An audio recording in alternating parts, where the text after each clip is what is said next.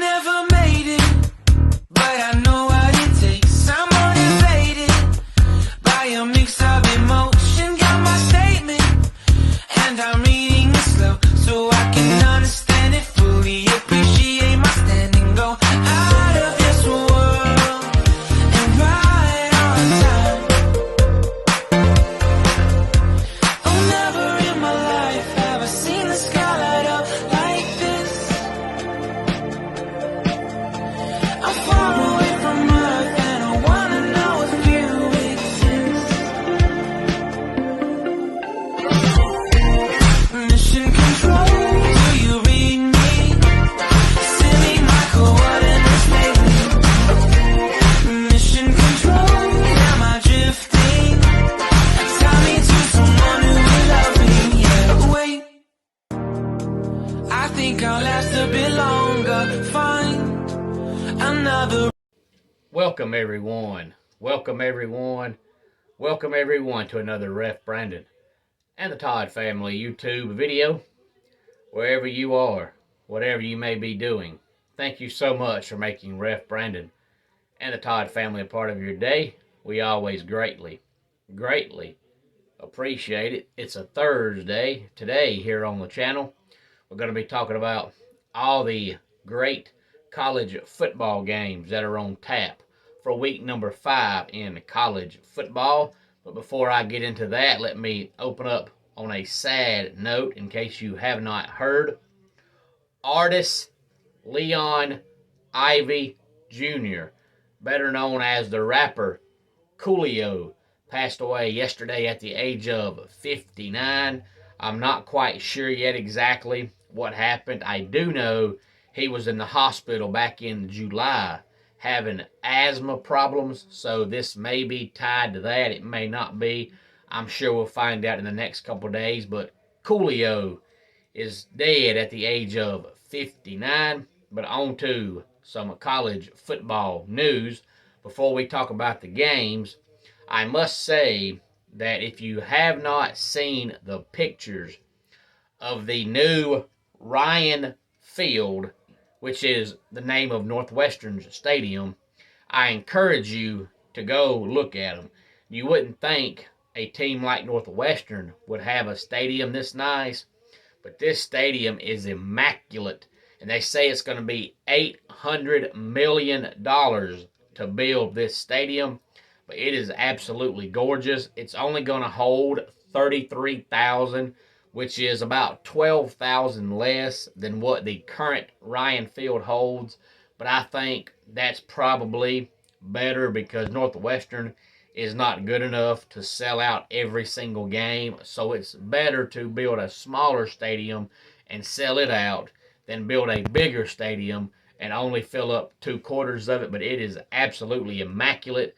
So I encourage you to get on Google and type up Northwestern Ryan Field and look at their new stadium.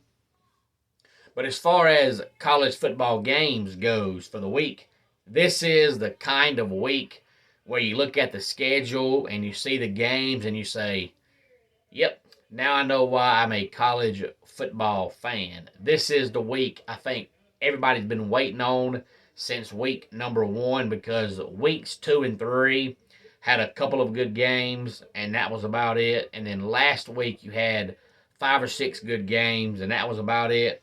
This week you've got a ton of good games. If you just love college football in general, there'll be something to watch all day long on Saturday. Now, before I talk about the games, let's be clear that I'm talking about the games as far as their scheduled time as of right now. Some of this stuff might change depending on the weather. A lot of the games have already been moved, but most of the games that have been moved so far are games that feature 2 teams that play in the same state. So that way you really ain't got to travel a whole lot one way or the other. But for the most part, everything else right now is the same. But if anything changes, I can't help that. I'm just talking about the games as they're scheduled right now. South Carolina has moved their game from Saturday up to tonight, but it's because they're playing South Carolina State, which is about 100 miles up the road, located in Orangeburg, South Carolina. But tonight we have Utah State and BYU. And then tomorrow there's a lot of good Friday night football games, which is good because a lot of the high school football games here locally have been moved to tonight because of impending bad weather tomorrow night. So if your high school team plays tonight, then there's plenty of great college football on tomorrow night. We have Tulane at Houston. We have UTSA against Middle Tennessee State.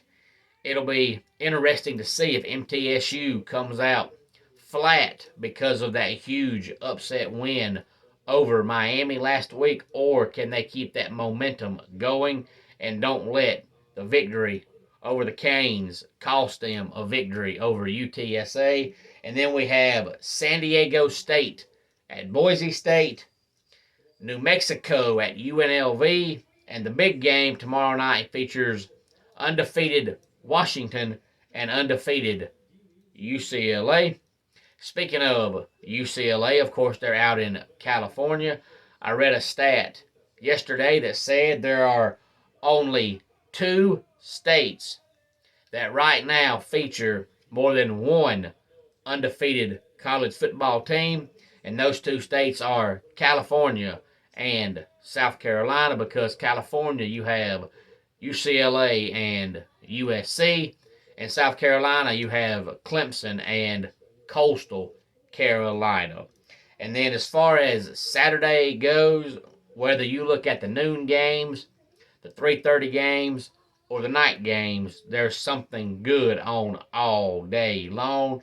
Noon has a ton of good college football, so hopefully everybody has a man cave with more than one TV, or you have a living room with more than one TV, because you're going to need it. At noon on Saturday, we have Michigan at Iowa. And speaking of Iowa, Iowa right now is number 1 in the country in total defense, but they're dead last in the country in total offense, which means they will hang with Michigan because of how dominant their defense is. And typically, almost every year, Iowa almost always has that one home win where they beat somebody they have no business beating. Michigan Saturday might be the team this year, but I've talked about it before how I always hate when people say defense wins championships, because that's not true. And I've mentioned before that a few years back, Boston College had the number 1 defense in America, and they only went, I believe, 6-6 or 7-5. The reason was their special teams sucked, their offense sucked. It doesn't matter how great your defense is. If you can't score and special teams sucks, that good defense does you no good. Iowa has that incredible defense, and if their offense don't get better, they're going to go about 7-5. So is defense going to win them a championship? Absolutely not. And then we have Kentucky at Ole Miss. This game features 2 ranked teams. Kentucky currently in the top 10. Ole Miss is ranked 14th. But Lane Kiffin's always been known as the passing guru, but for some reason Ole Miss just cannot throw the ball this year. And we know Kentucky's going to run the ball like crazy. So this game should feature about 100 runs combined between both teams. Then we have Oklahoma at TCU. If you follow Sonny Dykes, you know that Sonny Dykes has always been known for having a great offense, and Oklahoma's defense looked like trash last week. So can they improve any, or will TCU put up 40 plus on them at noon on Saturday? And then we also have Texas Tech at Kansas State at noon. And hopefully Kansas State won't come out like MTSU, as I mentioned earlier, and be so excited about their upset win last week they come out flat and let the win over Oklahoma cost them against Texas Tech.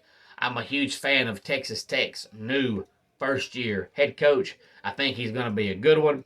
Then at 3:30 we have Alabama at Arkansas, another game that features two ranked teams. There's only one game that features two top 10 teams facing off, but there's several games on Saturday where both teams are ranked, just not both teams ranked in the top 10. We also have Oklahoma State at Baylor at 3:30 on Saturday, another game that features two ranked teams. And then we have Wake Forest at Florida State at 3:30 on Saturday, another game that features two ranked teams facing off. The game is in Tallahassee. I think that gives Florida State a little bit of an advantage, but I think that's going to be a good game. Then at 7 o'clock Saturday night, we have the battle of the Tigers when LSU faces off against Auburn. 7:30, we have Georgia at Missouri. I don't think that's going to be a very good game because I think Missouri is an absolute hot pile of doo-doo. But I did mention that game because my man Eric Adams is a huge Georgia fan. And when I was recapping last week's games, he was happy and proud of me for not talking about Georgia struggling with Kent State. And to be honest with you, I didn't mention it because I really didn't think it was that big of a deal. Because if you look at Georgia's schedule, Georgia doesn't play a lot of hard games. It's not Georgia's fault. You can't help who's on your schedule. But it's hard to get up for every single game of the year when you look at your schedule and every team is far, far, far more inferior than you are. And Georgia is just so much better than their competition that it's going to be hard for them to play 12 games and play great every single game. I don't think Georgia plays anybody any good until Florida, and I'm still not sure Florida is any good.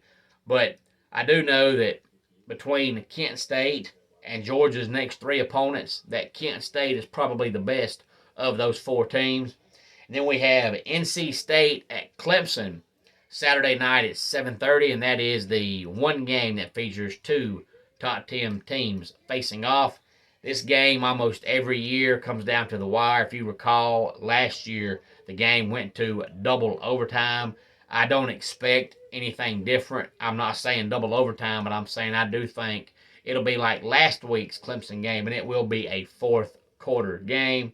And then we have West Virginia at Texas, which is also going to be at 7:30 Saturday night. So just a ton of great college football this week starting tonight because I think the Utah State BYU game is going to be good. And then tomorrow night, I think the Washington UCLA game is going to be good. Michael Penix Jr. leads the country right now in total passing yards. If he can stay healthy, the Huskies are going to be in for a really good season. They might even finish in the top 10 as long as Michael Penix Jr.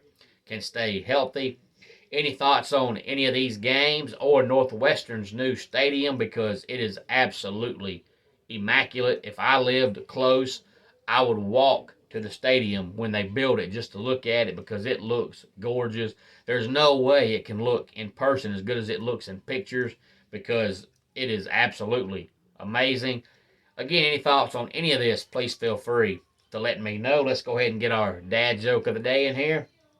What did one hat say to the other hat? You stay here. I'm going to go on ahead. And that wraps it up for today's Ref Brandon and the Todd Family YouTube video. Until next time, it's Ref Brandon saying, just like in pro wrestling, life can be over by the count of 3. Tell your friends and family how much you love them. Bye.